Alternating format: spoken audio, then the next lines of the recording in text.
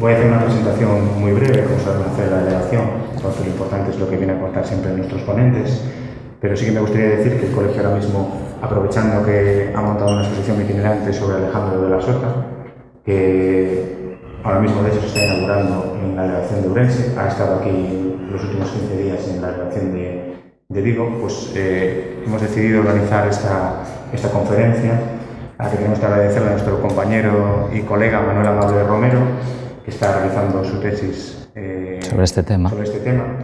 Y nos ha preparado una conferencia que yo espero que sea muy interesante, no estoy seguro de ello, porque además creo que nos va a aportar una visión a lo mejor un poco diferente, si es posible, sobre Alejandro de la Sota y todo lo que nos han contado. Sí, ampliada su legado, por decirlo de alguna forma. Y yo, sin más preámbulos, si os parece, os dejo con Manuel y voy a disfrutar de la conferencia. Vale, gracias. Bueno, antes de empezar quería felicitar a la Real Academia Gallega de Bellas Artes por haber dedicado este año a Alejandro de la Sota y también a su fundación por seguir difundiendo el legado de este maestro de la arquitectura del siglo XX.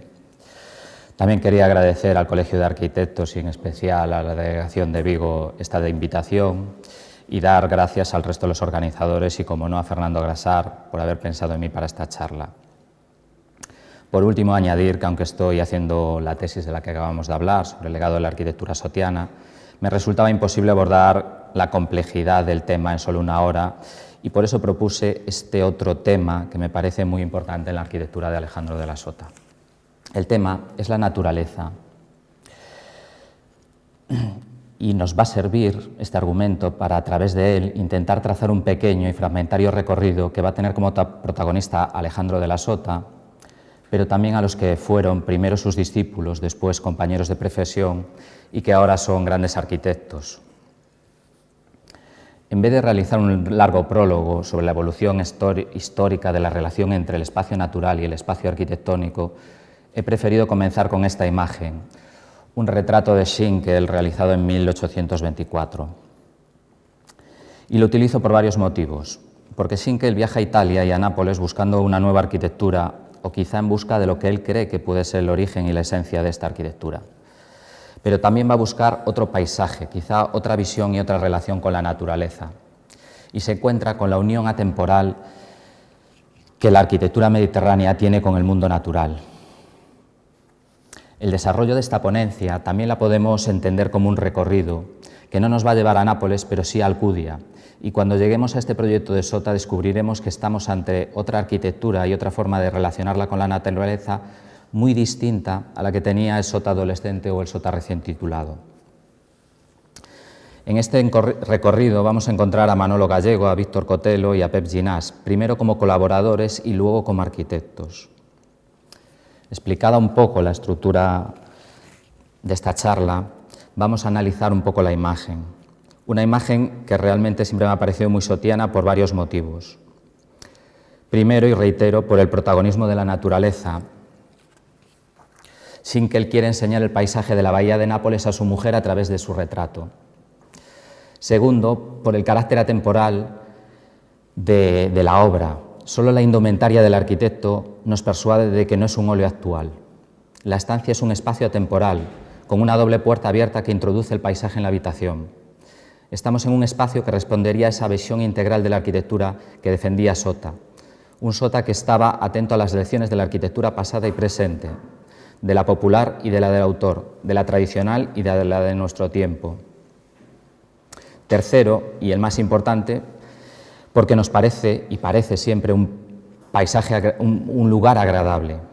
Y esa es la meta fundamental de la arquitectura, como siempre nos recordaba Sota. También por dos elementos que pueden parecer menores, pero que podemos relacionar con características de la arquitectura de Sota. La puerta, casi una puerta de aire, pero que no es solo una puerta, que además también puede ser ventana y se puede graduar con las contras, en definitiva con un elemento polifuncional y flexible. Y segundo, las cortinas, el cortinaje, como arquitectura de la levedad, del control sutil de lo natural, del control de la luz, del espacio, de la posibilidad de abrir y cerrar visiones y ámbitos con prácticamente nada. Sin embargo, finalmente, lo más importante del cuadro es lo que no se presenta, la ausencia de la barandilla del balcón, Esa ausencia nos habla de la renuncia a ese elemento arquitectónico para enfatizar la idea del retrato, la idea de la obra.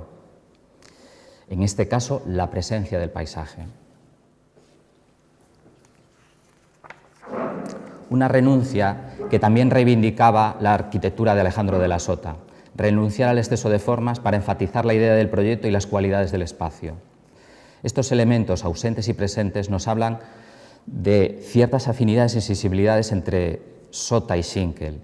Y para Sota, una de las facetas del maestro es crear sensibilidades, y la sensibilidad está en todo, en la arquitectura, en el mundo plástico, en la música, pero también en la forma de relacionarnos y en cómo nos relacionamos con la naturaleza. La personalidad y el carácter de Sota se forja a través de todas esas sensibilidades, pero está claro, como podemos ver en la exposición homenaje que le están realizando en Pontevedra, que el entorno familiar va a propiciar que tenga un conocimiento del mundo natural y una gran sensibilidad hacia él. Ese amor por la naturaleza ya aparece expresada en sus primeras acuarelas de los paisajes de los alrededores de Pontevedra, de Sanxenxo, de Marín, de Panxón, Salcedo. En ellos siempre hay una atracción por la naturaleza y el mar, pero también por la arquitectura tradicional, por la rural o por la marinera, insertadas en ese paisaje aún inalterado de la costa. Esta sensibilidad supera la dura guerra civil y los años de estudio y se va a hacer presente en su primera obra, La vivienda de Ramón Dios, una casa que formalmente quizá es una reinterpretación de las casas tradicionales de Pincho del litoral gallego. En ella nos encontramos con una planta baja, tratada como un zócalo de piedra, y sobre esta base de granito con una planta alta en que destaca ese pincho y la puerta, que de nuevo nos recuerda al retrato del que acabamos de ver. Pero ahora el fondo ya no es la bahía de Nápoles, sino la ría de Pontevedra, y la isla del fondo quizás sea Tambo. Pero no es solo una casa terraza, no es solo una casa mirador, sino también una casa inserta en un paisaje natural todavía no deteriorado, como vemos en esa ladera y en los pinos. Y por último es una casa jardín, el jardín como naturaleza transformada y domesticada, un jardín que Sota diseña cuidadosamente a través de este plano, que por su ingenuidad y sinceridad nos habla de su pasión por los árboles y las plantas.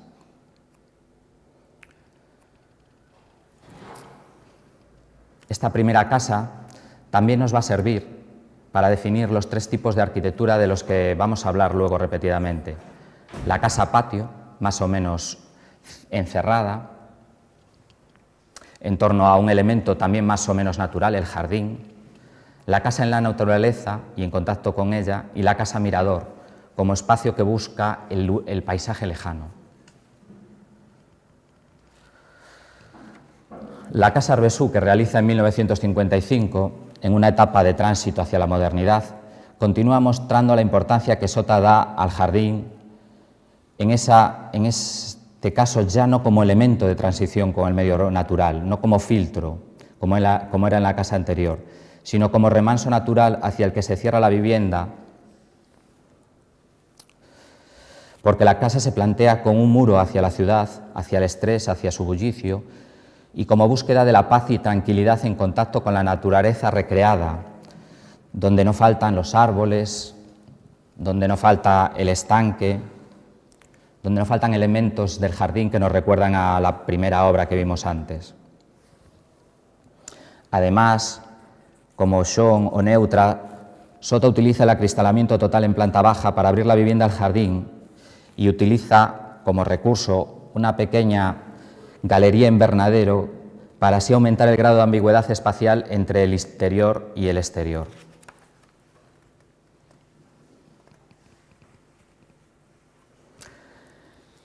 En la memoria, Sota dice que el objetivo del proyecto es conseguir vivir tranquilo dentro de la casa, de espaldas al mundo, vivir buscando el sol, fuente de vida.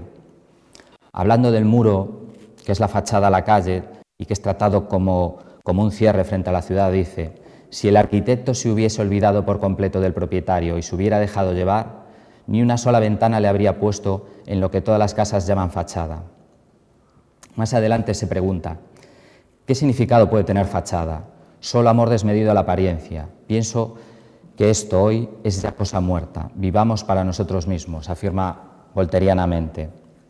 Y para finalizar, vuelve a aludir a la naturaleza. Dice, se buscó en esta casa el reposo y el bienestar, huyendo de la calle y buscando el sol y las flores. En definitiva, la memoria refleja bien la personalidad de Sota.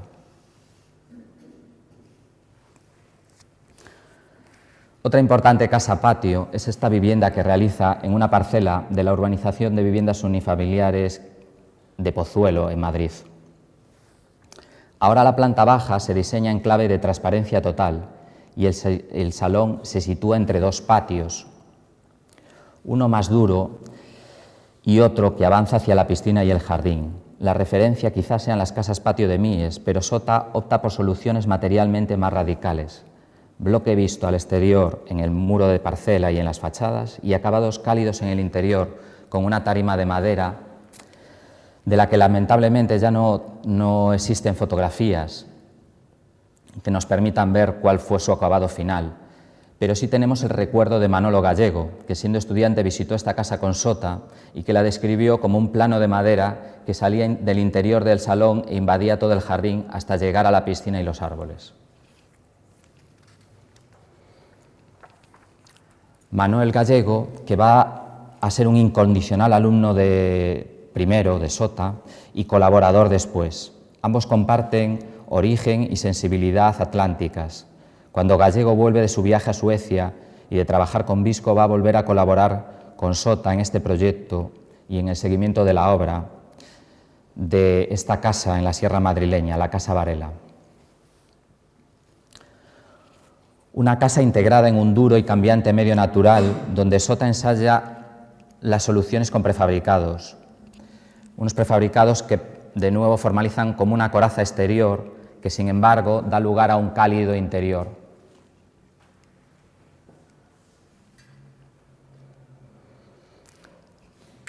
Estamos más en una casa mirador que en una casa que entre en contacto con el terreno. La casa, al independizarse de la pendiente, eleva su terraza y sus dependencias. Y son las habitaciones las que abren sus ventanas horizontales para enmarcar el paisaje. La planta se organiza en torno a la terraza y separa esas dos zonas, la de día y la de noche.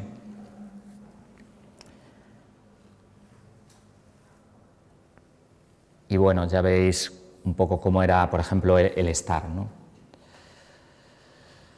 Creo que era Alginás el que hablaba de ese aspecto de nevera, pero bueno, siempre hablando en buen sentido, utilizando en buen sentido este término.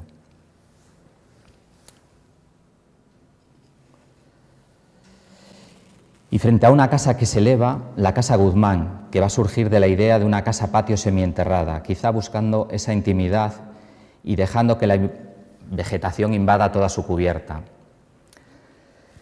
Pero no todas las dependencias están semienterradas. El dibujo plantea una habitación superior totalmente acristalada, que quizá no terminaba de casar con el carácter del cliente. Lo que sí surge es este magistral espacio y gesto de la ventana que de nuevo nos remite al espacio lejano del mirador, dominando la meseta, pero también introduciendo el paisaje en la habitación. Por supuesto, no podemos dejar de denunciar la barbarie de su demolición. Y ya no es posible visitar este porche que enlazaba el jardín y que se abría y cerraba con paneles de lamas, ni esta piscina estanque, espacio de los reflejos y de los cambios de la lámina de agua, acompañando también los cambios estacionales de los árboles y de la vegetación y del jardín. Juan Navarro Valdeveg define muy bien las características de estos elementos en un texto que dedicaba a la casa, al camino, al árbol y al estanque.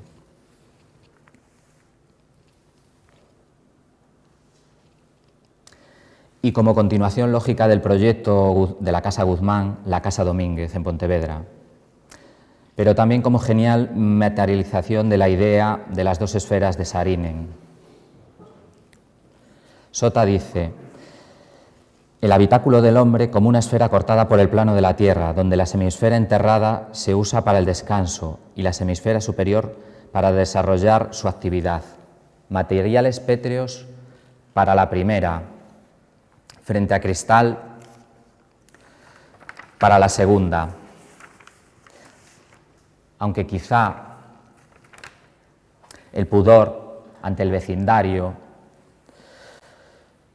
y la excesiva exposición vuelven a truncar e impedir esa caja de vidrio, esa imagen que quizá nos trasladaría a la casa Mies, la casa Farnsworth.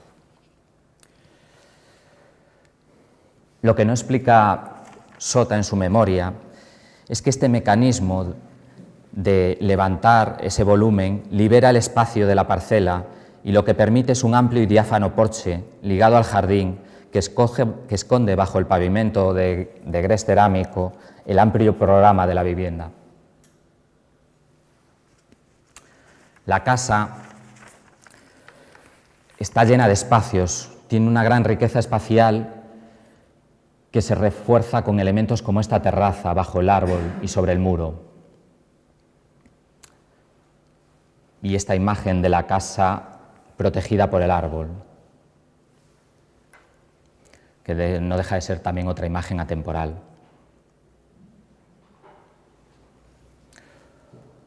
Un elemento emblemático y que anuncia Alcudia también es la cubierta, que se habilita como solarium y quizá buscaba las lejanas vistas del mar y de la ría.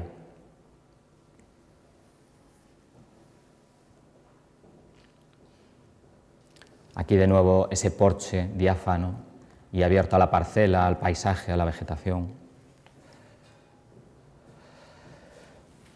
Estas dos casas que acabamos de ver, la Guzmán y la Domínguez, las hizo Sota teniendo como colaboradores a Víctor Cotelo y Carlos Puente.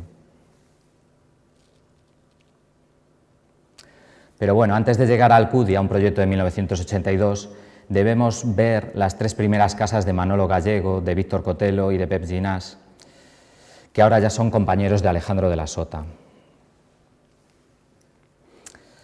Y vamos a ver cómo esas tres viviendas se relacionan con el territorio y con el lugar. Son casas propias o para familiares en las que se busca el lugar agradable y donde se utiliza la naturaleza para crear ese espacio ameno. La primera, de 1971, es la casa de Manolo Gallego en Corrubedo, en una naturaleza atlántica que puede ser dura en invierno. La casa parece protegida por un muro de mampostería, como el de las parcelas cercanas, transformado casi en un metafórico marco de piedra, un marco que en vez de cerrar un jardín humanizado como los que acabamos de ver, simplemente atrapa un fragmento de la naturaleza en su interior.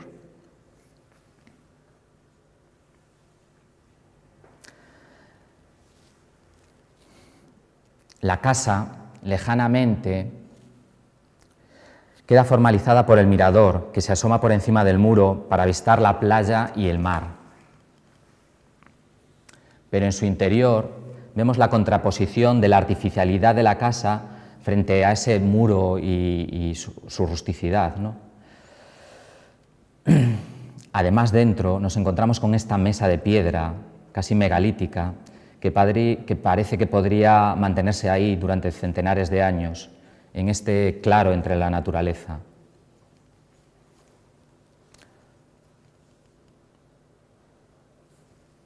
Una naturaleza que es encerrada para ser parte de la casa y un proyecto que tiene mucho de Lanzart, de radicalidad en la propuesta.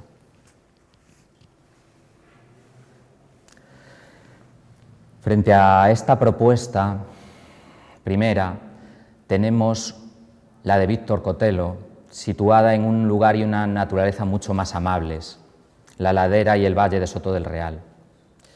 Allí Víctor Cotelo construye esta casa para su tío, una casa mirador, pero abierta y transparente, vinculada posteriormente con el terreno, con la piscina y con la ladera. Una casa en terreno, en contacto con ese terreno, con el lugar. Pero también una casa transparente, con ventanas que marcan horizontalmente el paisaje, siguiendo las premisas formales de las ventanas mirador. Una casa que programáticamente tiene en su planta baja la zona de noche, y sin embargo vincula la zona de día a la planta alta y a ese contacto con la parte superior de la parcela. Vemos ahí la sección y cómo se adapta la casa a la ladera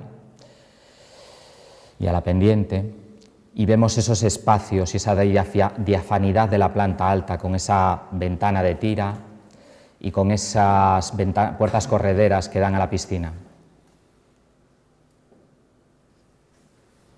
Y de nuevo otras mesas y sillas al exterior, distintas que las que vimos en la casa de Gallego y distintas de las que vamos a ver en la casa de Ginás.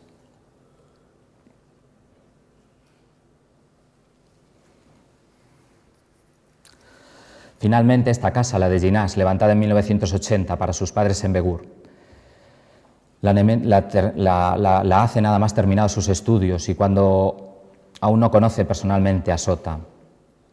En ella el clima y la naturaleza mediterráneas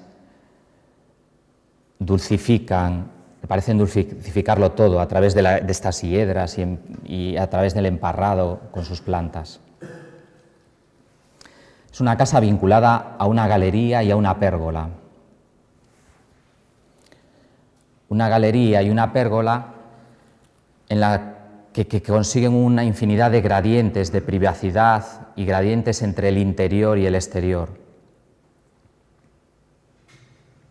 Y una tercera mesa como lugar agradable y como un lugar acogedor, placentero. Es fácil imaginar a los padres de Sota comiendo alrededor de esta mesa o cenando. Y lo bien colocada que está respecto de la luz solar, respecto de las sombras, y cómo enmarca esta pérgola el espacio y el paisaje. Una pérgola alta que protege con su vegetación a la galería y que protege con su vegetación a la casa y ese primer espacio exterior. Y la amenidad, que también es un objetivo fundamental de la arquitectura de Ginás.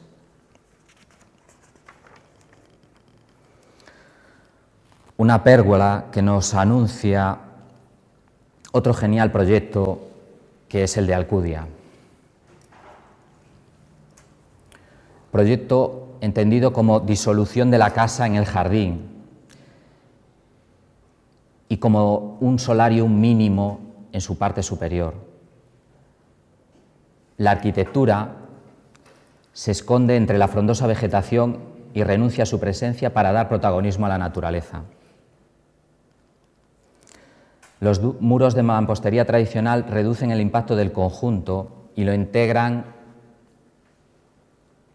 en el medio rural y natural en el que se sitúa. Bueno, en las plantas vemos la conformación un poco de la casa disuelta en la parcela con esos dos núcleos simétricos de dormitorio y de cocina, con esa transparencia en planta baja y con ese solarium casi como un palio en la planta superior.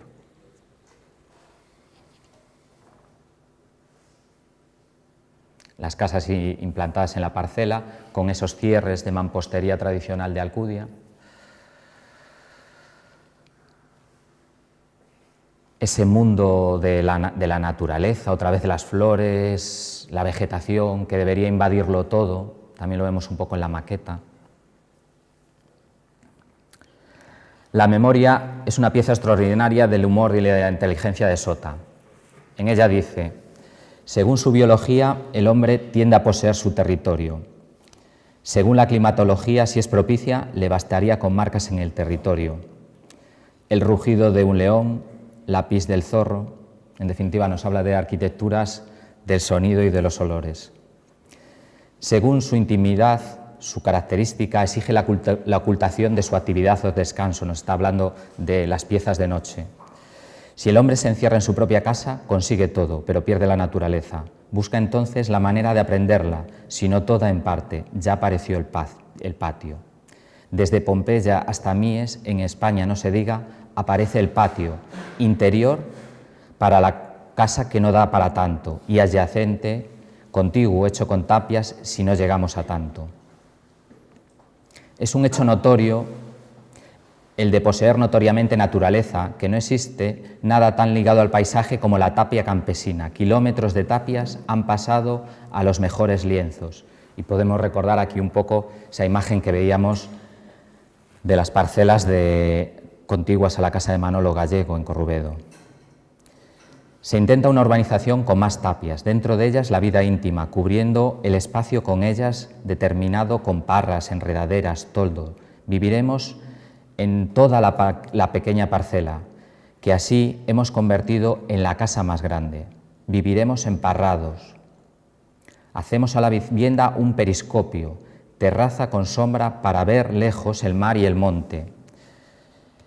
Se añade una piscina pequeña, propia y de agua de mar, en definitiva, casi como encerrando una parte de ese mar que verías desde el solarium, pero que quedaría lejano, ¿no? Aquí este dibujo me parece que describe muy bien ese intento que es Alcudia, ¿no? Ese intento de conseguir arquitectura con los mínimos elementos posibles, con tres postes, con una pérgola que no se sabe si va a ser de lamas o si va a ser un toldo, con la naturaleza que aparece por todos lados, con la visión del mar a un lado y de las montañas al otro. Él lo dice también en la memoria, dice: ver el mal desde todas las casas, tener vida íntima en todas ellas. Se pensó en una casa abierta, convirtiendo la parcela, el jardín, en auténtica casa. Debajo de ella, bugambillas enderraderas, sobre ellas el mirador solarium.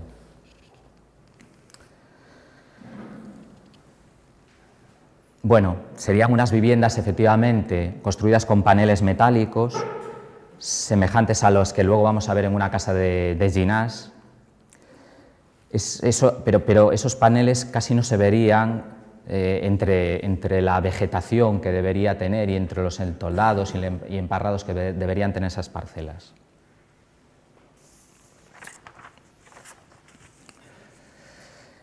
Y pasamos, tras este hito de la arquitectura de Alejandro de la Sota, a ver cómo estos tres maestros contemporáneos han seguido fundiendo arquitectura y naturaleza. Primero, cuando Sota hablaba de patio compartido, podría estar hablando de esta casa de Ginás en Sant Feliu, que comparte patio-jardín con la adyacente. Sota hablaba de compartir patios, yo lo hablaba en un artículo que hizo sobre casas y jardines en los años 50. En esta casa, formalizada con el palenado metálico semejante al que podrían tener las viviendas de Alcudia, parece que Ginás busca un cierto anonimato de la fachada. Pero bueno, también con este panel consigue realizar esta pieza de mirador que en cierta manera avanza sobre ese patio compartido. Lo vemos aquí. Un mirador que también es una pieza importantísima en la arquitectura de Sota, en la arquitectura de Ginás, en infinidad de arquitecturas, en la de Breuer. Aquí un poco la distribución de la vivienda. Y aquí pasamos a Víctor Cotelo y a las viviendas que realiza en Santiago, que vamos a ver rápidamente. Esta se trata de las viviendas de Carmen Dabaixo y vemos esa búsqueda de la translucidez total, ya lograda por Sota y que ahora reproduce en Cotelo en vidrio y con una salida a una terraza que efectivamente tiene unas vistas maravillosas.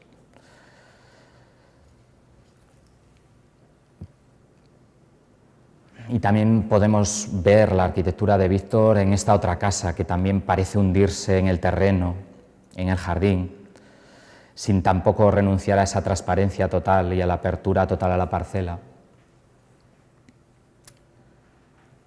¿Y qué decir de las viviendas en Calamomiña, próximas a Santo Domingo, al Parque de Santo Domingo de Bonaval?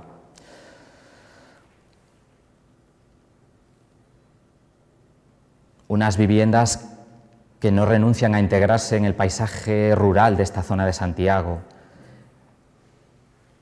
que buscan preservar la vegetación, los huertos urbanos, el ambiente rural, que en cierta manera intentan mantener esa fusión entre lo natural y lo urbano, el vivir en un entorno natural cerca de la ciudad.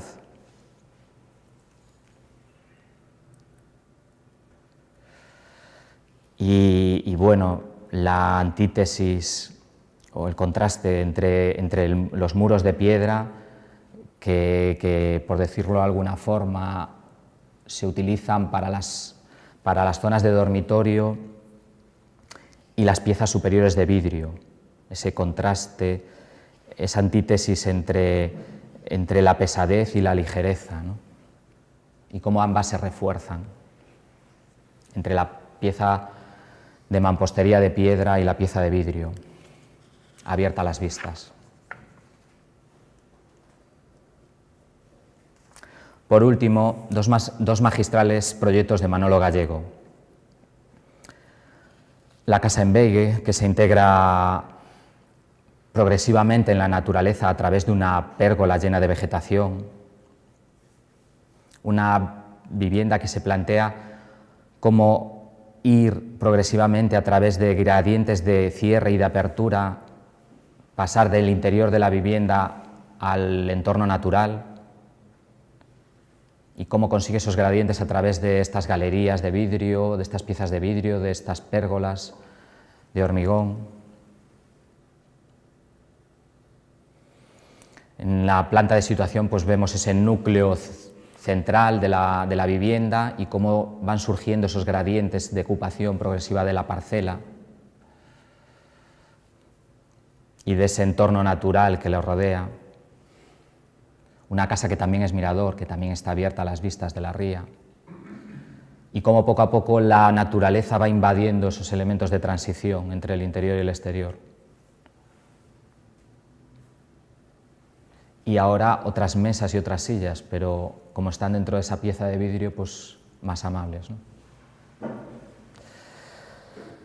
Y por último, el proyecto residencial de Santiago, del presidente de la Xunta, que se entierra para reducir su presencia, para mantener el paisaje natural de la colina, pero que también es una vivienda balcón, una vivienda a la fachada monumental de Santiago, aunque también se entierra para buscar intimidad y para reducir su presencia. El tratamiento de toda la colina es una lección magistral.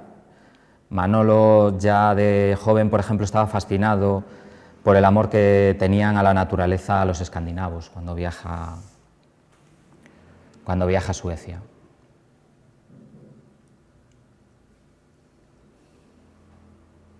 Ya me he liado, ¿eh? Vamos allá. Y por último, y antes de concluir, vamos a ver tres edificios que buscan la mirada al paisaje lejano. Es verdad que tenía este otro, porque realmente esta parte de la pieza de Víctor Cotelo es un edificio social en Caramomiña.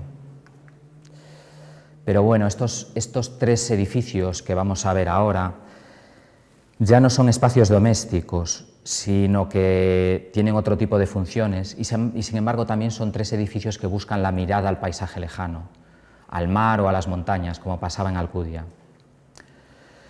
Son tres edificios que en cierto modo son como atalayas, que se suben para mirar lo que hay el paisaje lejano. El primero de ellos es la residencia para estudiantes del César Carlos, de Alejandro de la Sota, en el que también trabaja José Antonio López Candeira como colaborador en la dirección de obra, un arquitecto de aquí de Vigo.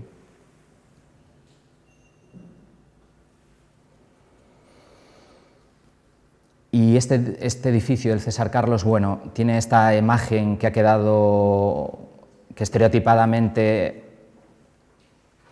ha dejado al hombre, al edificio vinculado a esa imagen icónica, ¿no?, de dos torres unidas por una pieza de vidrio, un poco esta imagen del boceto.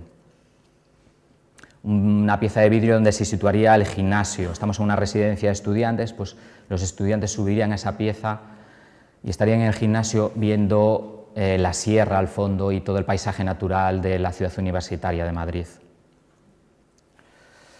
Pero el edificio es mucho más que eso. Tiene muchos pequeños espacios que se relacionan siempre con esta arboleda central y con lo vegetal. Una arboleda que casi es un parque urbano.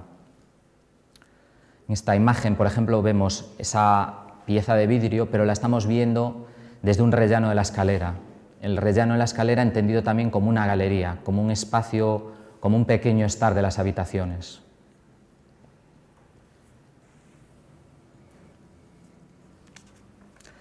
Esta es también la pieza superior y esa transparencia de la pieza.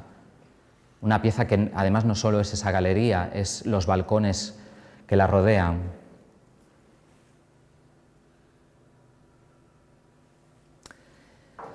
Y que no solo son esas dos torres de las habitaciones, también tiene separadamente esta pequeña pieza que tiene los servicios comunes, el comedor y la cafetería, y que se relaciona con las piezas de la residencia pues a través de estos dos caminos y a través de una galería subterránea que vemos ahí, que podríamos ver aquí donde están esos lucernarios. Este sería un poco el recorrido desde el edificio común a las habitaciones. La residencia también tiene efectivamente una piscina que también funciona en cierto modo como un estanque.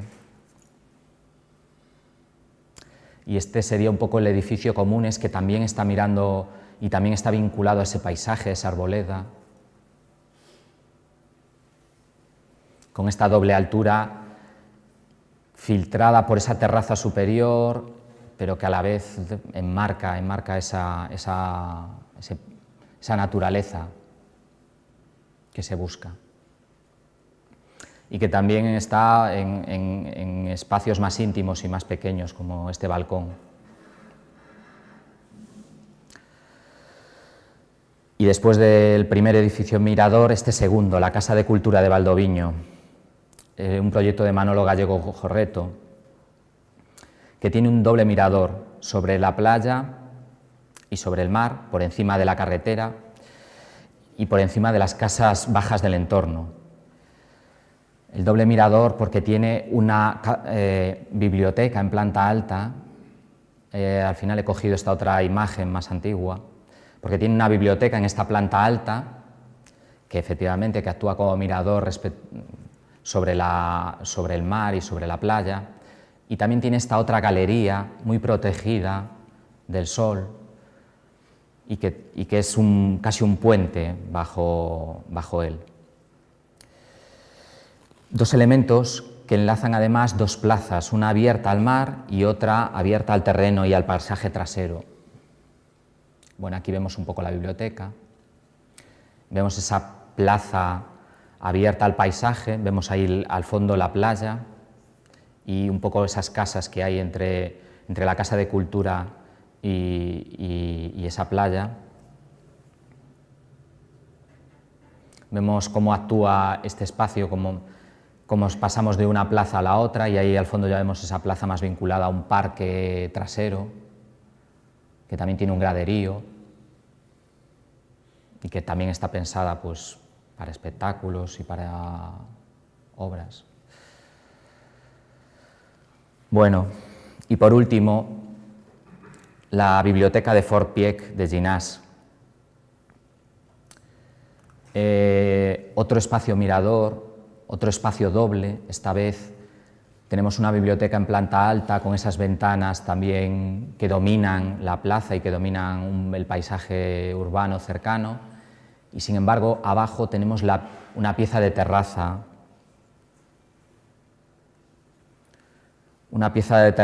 que es un espacio magistral, que es una terraza abierta a las vistas, a la plaza inferior, a todos los espacios del alrededor, y en definitiva que es un espacio que domina un poco todo este centro urbano que resuelve un espacio muy complejo que es Fort Pieck. Y bueno, también ese magistral gesto de que la parte superior de la biblioteca actúa como pérgola sobre esa terraza, ¿no? que sigue siendo biblioteca además.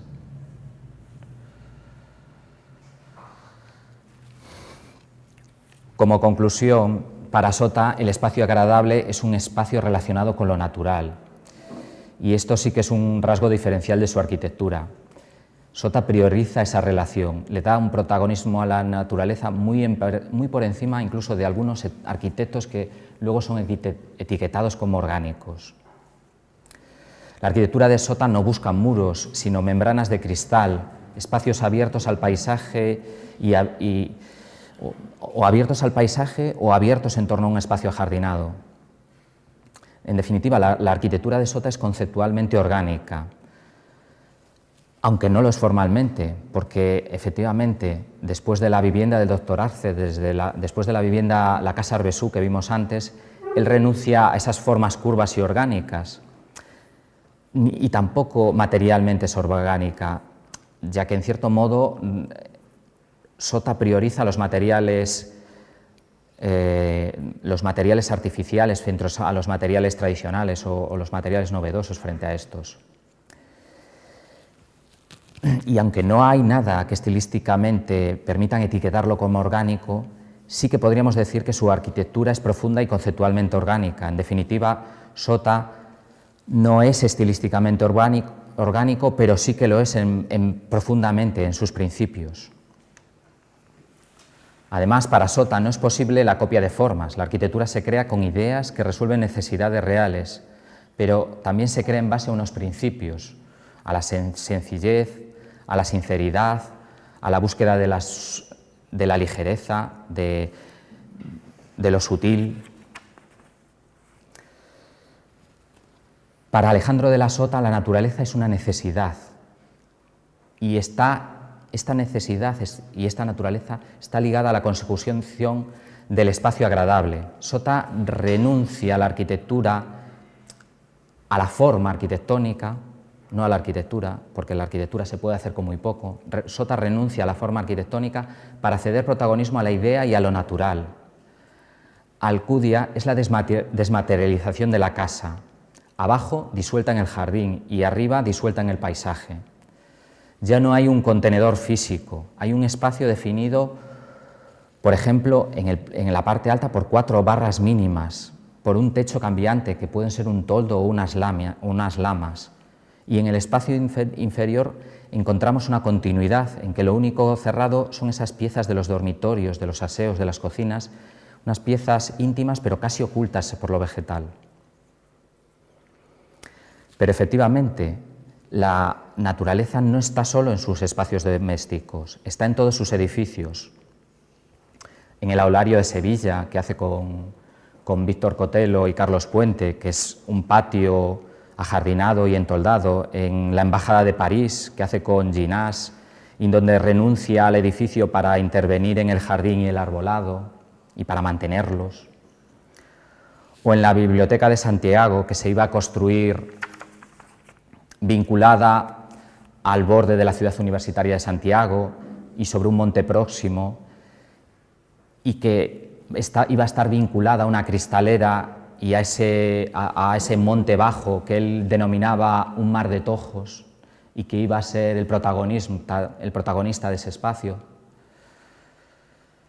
En definitiva, esta imagen de Bancunión creo que es un buen final de esta reflexión que hemos hecho sobre su sensibilidad, sobre su amor por la naturaleza, sobre una arquitectura que a veces quizá parece querer disolverse en el paisaje. Y también una reflexión sobre una búsqueda espacial que hemos visto en todas estas obras y que busca fundir lo interior y lo exterior. Lo mismo ocurre con la obra de los que fueron sus colaboradores, aunque cada uno interpreta estos temas en base al lugar, al proyecto, a las necesidades y, efectivamente, a sus propias personalidades. Pero bueno, Ginás, Cotelo, Manolo Gallego, efectivamente, son otros 3 maestros contemporáneos de los que aún nos queda aprender mucho y podríamos citar a más, como Navarro Valdevej o como Carlos Puente, vinculados a la obra de Alejandro de la Sota.